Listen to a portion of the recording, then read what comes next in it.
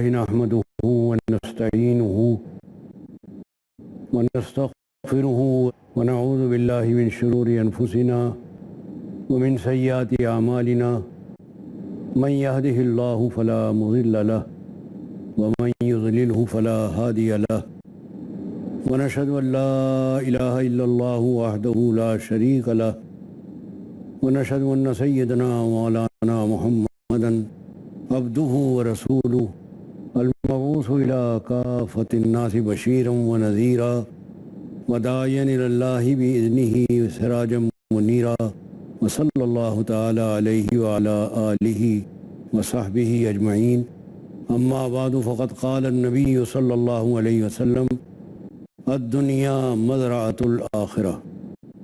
محترم سامعین و ناظرین، میں نے آپ کے سامنے حضرت محمد رسول اللہ صلی اللہ علیہ وسلم کی ایک چھوٹی سی حدیث پڑھی ہے جس میں آپ نے فرمایا کہ الدنیا مزرعۃ الآخرہ، دنیا آخرت کی کھیتی ہے، یعنی دنیا میں جیسا تم بوگے آخرت میں جا کر ویسا ہی کاٹو گے۔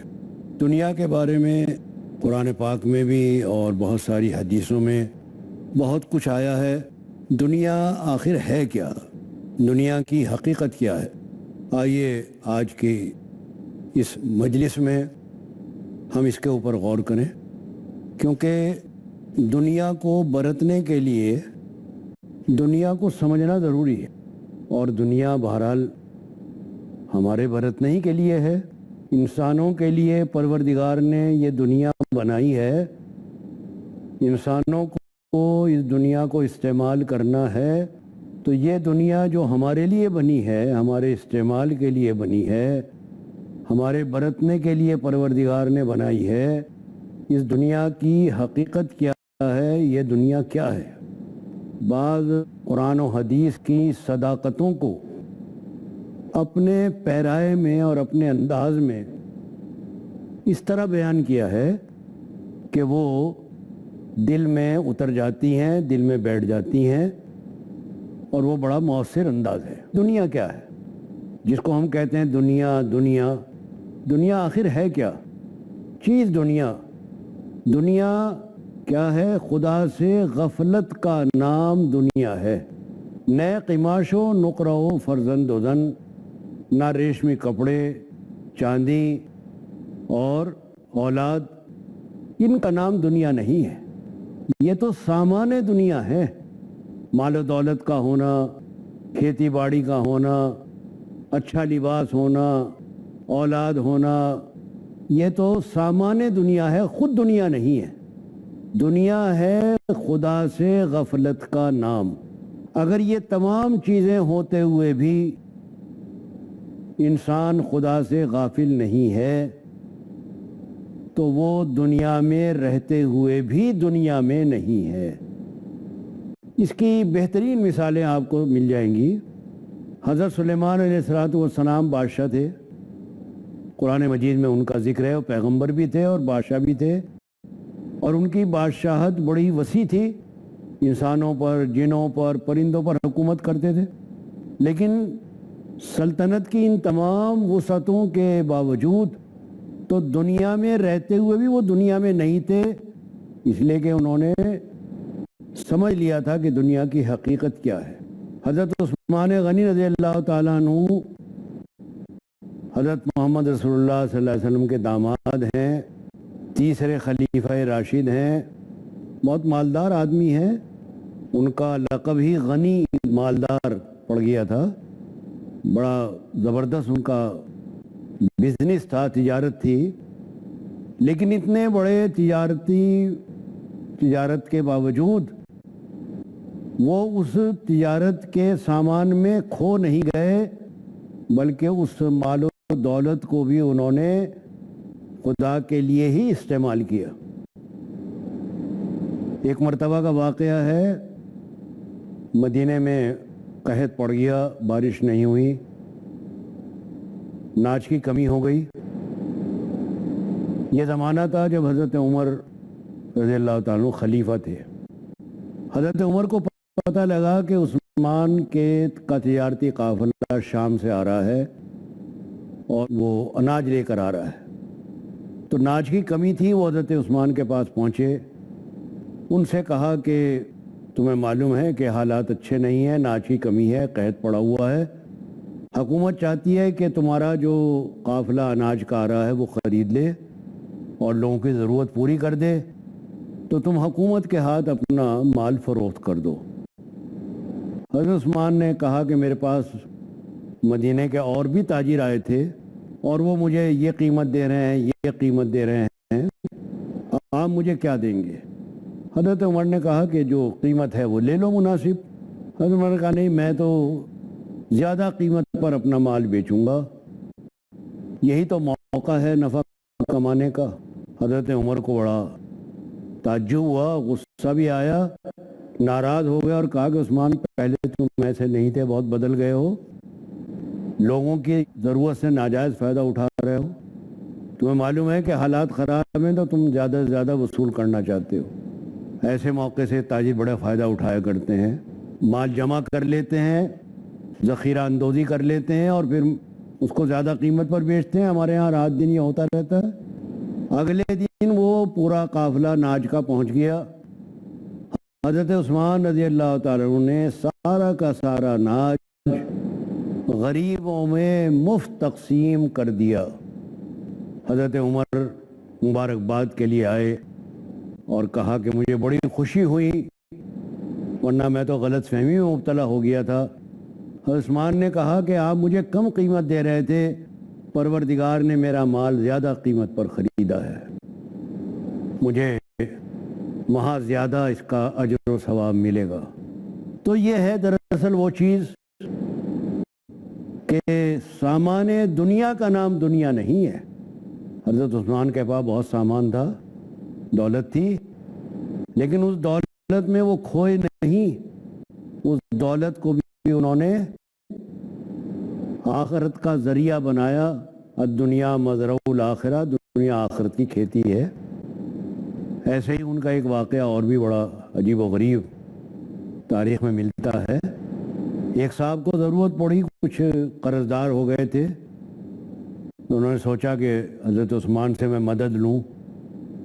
ان کے گھر صبح ہی صبح پہنچے کہ قرض کے لیے کچھ کہنے کو، ابھی دروازے پر پہنچے ہی تھے اور کھٹکا کرنے ہی والے تھے کہ اندر سے بولنے کی آواز آئی۔ وہ رک گئے، آواز آئی تو اندازہ ہوا کہ حضرت عثمان اپنی بیوی پر ناراض ہو رہے ہیں کہ تم نے اتنی دیر تک چراغ جلتا ہوا چھوڑا، صبح ہو گئی تھی، اتنا تیل بیکار ضائع ہو گیا، تم نے چراغ کیوں نہیں بجھایا؟ جب انہوں نے ان صاحب نے یہ بات سنی تو سوچا کہ یہ شخص تو بڑا کنجوس معلوم ہوتا ہے، یہ تو تیل بچانے کے لیے بیوی پر ناراض ہو رہا ہے کہ تم نے اتنی دیر چراغ جلتا ہوا چھوڑ دیا، صبح ہو چکی تھی، تیل بیکار گیا، تو یہ مجھے قرضہ کیا دے گا؟ سوچا واپس چلا جاؤں، پھر خیال آیا کہ چلو کہہ کے دیکھ لوں، ضرورت زیادہ ہے۔ آواز دی، حضرت عثمان باہر آئے، پوچھا کیا بات ہے؟ عرض مدعا کی کہ ایسی ضرورت مجھے پیش آ گئی ہے، آپ مجھے کچھ قرض اتنا عطا کر دیں۔ حضرت عثمان نے کہا انتظار کرو، میں ابھی آتا ہوں۔ اندر گئے، جتنا ان صاحب نے قرض مانگا تھا اس سے دگنا لے کر آئے اور ان کو بڑی عاجزی کے ساتھ پیش کیا اور کہا کہ یہ قرض نہیں ہے بلکہ ہدیہ ہے اپنے بھائی کے لیے، آپ اس کو قبول کر لیں اور اپنا قرض ادا کر دیں۔ ان صاحب نے کہا کہ میں آپ سے ایک بات پوچھنا چاہتا ہوں، اگر برا نہ مانے، میں جب آیا تو اندر سے بولنے کی آواز آ رہی تھی اور آپ اپنی اہلیہ پر ناراض ہو رہے تھے، تو میں سوچا تھا کہ واپس چلا جاؤں، آپ تو تیل کے زیادہ جلنے پر ناراض ہو رہے تھے، میں سمجھا کہ آپ شاید کنجوس آدمی ہیں، لیکن یہاں تو معاملہ دوسرا ہی نکلا۔ آپ نے نہ صرف یہ کہ میری ضرورت سے زیادہ دیا بلکہ قرض کے بجائے مجھے ہدیہ دے دیا۔ عثمان نے کہا کہ بھائی وہ میرے ذاتی معاملہ ہے، میں اپنے ذاتی اخراجات میں کفایت شیاری کرتا ہوں کہ کیوں فضول خرچی کی جائے، اللہ کا مال ہے اور میں تمہیں اللہ کے لیے دے رہا ہوں، کوئی اس میں احسان نہیں ہے میرا.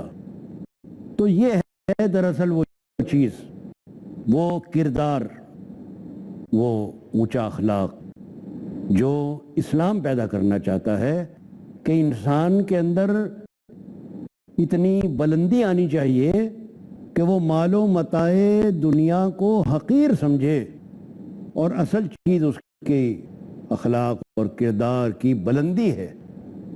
اس کے مقابلے میں انسانیت بہت اونچی چیز ہے، دولت اس کے مقابلے میں بہت نیچی چیز ہے.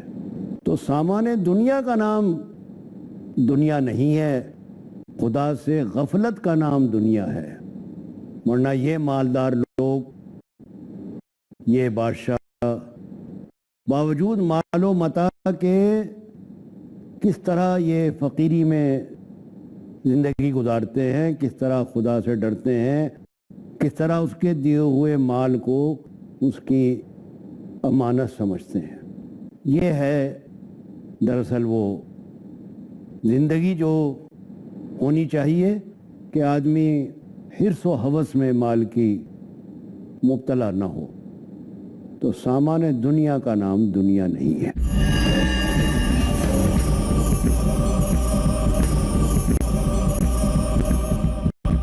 الحمد للہ نحمده ونستعینه ونستغفره ونعوذ باللہ من شرور انفسنا ومن سیئات اعمالنا من يهده الله فلا مضل له ومن يضلله فلا هادي له ونشهد ان لا اله الا الله وحده لا شريك له ونشهد ان سيدنا مولانا محمدا عبدہ ورسولہ. محترم سامعین و ناظرین، بات سے بات نکل جاتی ہے.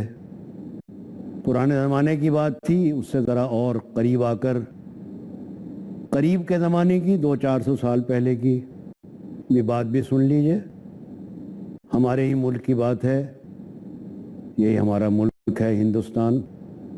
اس پر ایک زمانے میں مغلوں نے حکومت کی ہے. مغلوں میں ہر طرح کے بادشاہ ہوئے ہیں، اچھے بھی ہوئے ہیں.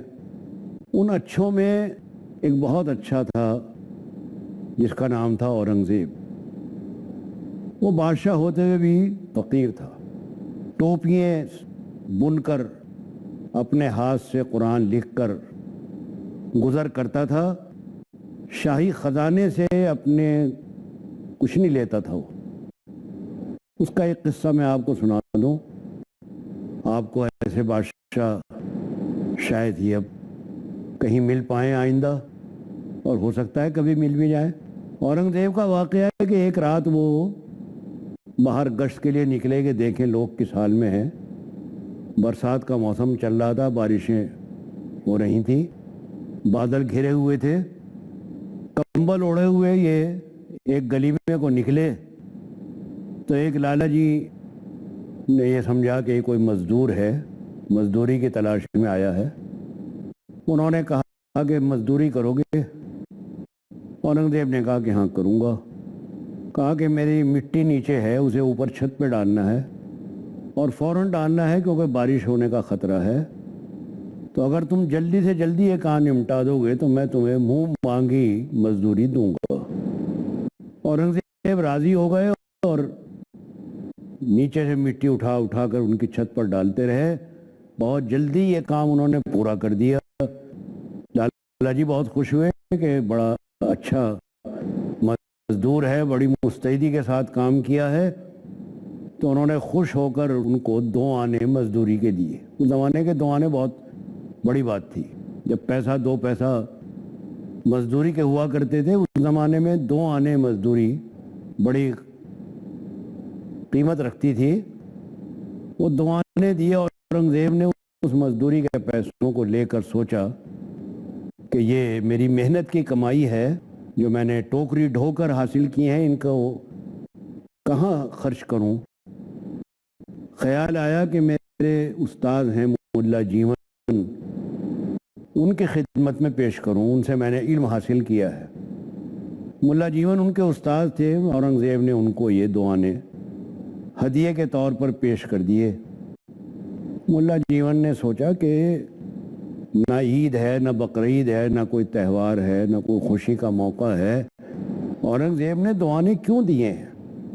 کچھ سوچ کر انہوں نے ان دوانوں کی ارہر خریدی، ارہر کے بیج، اور ان کا ایک بہت بڑا مدرسہ تھا، مدرسے کی گراؤنڈ تھی، زمین تھی، اس میں وہ ارہر کے بیج بو دیے۔ اتنی ارہر پیدا ہوئی کہ خوب نفع ہوا، اگلے سال پھر بوئی، پھر نفع ہوا، پھر بوئی، پھر نفع ہوا، کئی سال تک خوب نفع ہوتا رہا۔ ادھر اورنگزیب کے پاس شکایت آئی کہ ملا جیون سرکاری ٹیکس ادا نہیں کر رہے ہیں۔ چونکہ بادشاہ کے استاد کا معاملہ تھا، اس لیے وہ فائل براہ راست بادشاہ کے پاس بھیج دی گئی کہ آپ ہی فیصلہ کریں۔ اورنگزیب نے دیکھا کہ معاملہ انصاف کا ہے، ایک طرف استاد ہے، دوسری طرف حکومت کے قانون ہے، سوچا کیا کروں؟ تو استاد کو پیغام دیا کہ میں حاضر ہونا چاہتا ہوں، یا تو آپ مجھے آنے کی اجازت دیں یا آپ تشریف لے آئیں۔ ملا جیون نے کہا کہ نہیں، میں ہی آ جاتا ہوں۔ ملا جیون آ گئے اور کئی روز تک اورنگزیب کے پاس ٹھہرے رہے، اور اورنگزیب کی ہمت نہیں ہوئی کہ ان سے کچھ کہے۔ جب کئی دن گزر گئے تو ملا جیون نے خود ہی کہا کہ معلوم ہوتا ہے تمہارے پاس کوئی شکایت آئی ہے اور تم مجھ سے کہہ نہیں پا رہے ہو۔ اورنگزیب نے کہا کہ ہاں، کچھ ایسا ہی معاملہ ہے۔ ملا جیون نے کہا پہلے میرے سوال کا جواب دو، پھر میں تمہاری شکایت کا بھی جواب دے دوں گا۔ میرا سوال یہ ہے کہ تم نے فلاں تاریخ کو اتنے سال پہلے مجھے 2 آنے دیے تھے، وہ 2 آنے تمہارے پاس کہاں سے آئے تھے؟ اورنگزیب کترانے لگا کہ نہ بتاؤں، لیکن جب مجبور کیا استاد نے تو کہہ دیا کہ میں نے مزدوری کی تھی، اس کے پیسے تھے، میری حلال کی کمائی تھی، میں نے سوچا کہ آپ کی خدمت میں پیش کر دوں۔ ملا جیون نے کہا کہ اس میں اللہ تعالیٰ نے بہت برکت دی، بہت نفع ہوا۔ میں نے ٹیکس اس لیے نہیں دیا کہ مدرسہ وقف ہوتا ہے اور وقف میں سرکاری ٹیکس نہیں لگا کرتا، وقف کے اوپر ٹیکس نہیں ہوتا، اس لیے جو شکایت تمہارے پاس ٹیکس نہ دینے کی آئی ہے وہ صحیح شکایت نہیں ہے، اس لیے کہ وہ میرا ذاتی نہیں ہے بلکہ وقف ہے۔ اورنگزیب نے کہا کہ ہاں یہی بات ہے، اس فائل پر لکھ دیا کہ کیوں وقف ہے اس لیے ٹیکس نہیں دیا گئے گا۔ تو عرض کرنا یہ ہے کہ بادشاہ ہوتے ہوئے بھی آدمی فقیر رہ سکتا ہے، اور فقیر ہوتے ہوئے بھی آدمی غلط راستے پر چل سکتا ہے۔ تو اصل دنیا سامان دنیا اور متاع دنیا نہیں ہے، خدا سے غفلت کا نام دنیا ہے۔ اس لیے اگر ہمیں اللہ تعالیٰ حلال روزی، حلال مال عطا کرتے ہیں، حلال راستے سے عطا کرتے ہیں، حلال راستے پر ہم اس کو خرچ کرتے ہیں، اپنی آخرت کے لیے اس کو کام میں لاتے ہیں، تو وہ بہت مبارک ہے۔ مالدار ہونا کوئی جرم کی بات نہیں ہے، کوئی گناہ نہیں ہے۔ غلط راستے سے پیسہ حاصل کیا جائے وہ غلط ہے، صحیح راستے سے کمانا غلط نہیں ہے۔ غلط راستے پر خرچ کرنا غلط ہے، صحیح راستے پر خرچ کرنا غلط نہیں ہے۔ مال حلال نیک آدمی کے پاس ہو، نیک راستے پر خرچ ہو رہا ہو، بڑا مبارک ہے۔ اس واسطے جو ہم نے آج کی گفتگو کو شروع کیا تھا کہ مال دنیا کا نام دنیا نہیں ہے، بلکہ دنیا کی حقیقت کیا ہے؟ دنیا کی حقیقت ہے خدا سے غفلت۔ اگر خدا سے غفلت ہے تو وہ دنیا میں ہے، اور اگر اپنے فرائض کا احساس ہے، اپنی ذمہ داریوں کا خیال ہے، اور انسان ایک ذمہ دارانہ زندگی بسر کر رہا ہے، تو وہ دنیا دار نہیں ہے۔ دینداری کسی ٹائٹل کا نام نہیں ہے، دینداری ایک اچھے عمل کا نام ہے، کسی خاص لباس کا نام دینداری نہیں ہے، دینداری ایک کردار کا نام ہے۔ اگر وہ کردار آپ کے اندر ہے تو چاہے آپ نے بڑھیا کپڑے پہن رکھے ہوں، چاہے عمدہ مکان میں آپ رہتے ہوں، چاہے اچھے سے اچھا کھاتے پیتے ہوں، آپ دنیا دار نہیں کہلائیں گے، دیندار ہی کہلائیں گے۔ اللہ کی نظر میں آپ دینداری ہیں۔ تو حقیقت یہی ہے کہ لوگ دنیا کی حقیقت کو نہیں سمجھتے، سامان دنیا کو دنیا سمجھ لیتے ہیں۔ سامان دنیا دنیا نہیں ہے، خدا سے غفلت کا نام دنیا ہے۔ اگر خدا کی طرف توجہ ہے تو آپ مالدار ہوتے ہوئے بھی اللہ کے قریب ہیں، اس کا قرب حاصل ہے۔ اور اگر دل میں اللہ کا دھیان نہیں ہے، غفلت ہے، تو آپ مسجد میں رہتے ہوئے بھی اللہ کے قریب نہیں ہے۔ مسجد تو ایک مکانی ہے، اصل چیز تو وہ دل کی وہ دھڑکنیں ہیں جن میں پروردگار کی صدا آتی ہے، جو دھڑک دھڑک کر یہ کہتا ہے کہ میرا بنانے والا، وہ خالق و مالک، وہ زندگی دینے والا ہے، جس کا میں احسان مند ہوں، جس کی ہر دھڑکن میں شکر ہے، احسان مندی ہے، عاجزی اور انکساری ہے، عبدیت ہے۔ یہی انسان کا امتیاز ہے، یہی اس کے لیے باعث فخر ہے۔ باقی تو دنیا میں امیر بھی ہیں، غریب بھی ہیں، ہر طرح کے لوگ ہیں۔ اس واسطے ہمیں صرف یہ دیکھ کر کہ فلاں امیر ہے، فلاں غریب ہے، کوئی فیصلہ نہیں کرنا چاہیے۔ دیکھنا یہ چاہیے کہ آیا سب کچھ ہوتے ہوئے بھی وہ اللہ کی طرف متوجہ ہے یا نہیں۔ تو میں پھر اس عنوان کو آپ کے سامنے تازہ کروں گا کہ سامان دنیا کا نام دنیا نہیں ہے، چیز دنیا از خدا غافل بدن، بڑے خوبصورت انداز میں بیان کیا ہے اور ہمیں راہ دکھائی ہے۔ دل کی صفائی، قلب کی نظافت جو انسان کو ایسا آئینہ دیتی ہے کہ اس میں وہ سچائی کی صورت دیکھتا ہے۔ اللہ تعالیٰ توفیق دے عمل کی آپ سب کو اور ہم سب کو، اور کامیابی دے پوری انسانیت کو، دنیا میں بھی آخرت میں بھی۔ ہم سب کے لیے دعا گو ہیں، سب کے خیر خواہ ہیں، ہمارے دل میں سب کے لیے محبت ہے اور ہمارے دل سب کے لیے کھلے ہیں۔ وآخر دعوانا الحمد للہ رب العالمین۔